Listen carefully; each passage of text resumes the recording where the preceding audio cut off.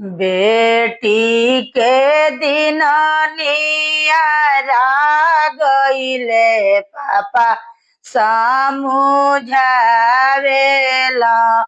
बेटी के दिन नियारा गईल ए पापा समझावेला। आज बेटी भइलु सपना सम्हरी आंगन चलहूँ।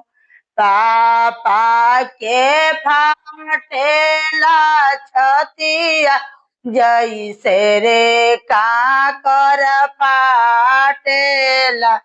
आमा के ढरेला नैना जैसे रे भादोरी चुए।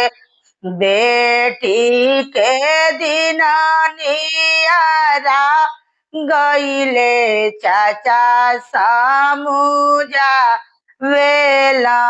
बेटी के दिन नियारा गईले भैया के फाटेला छतिया जैसे रे काकर फाटेला।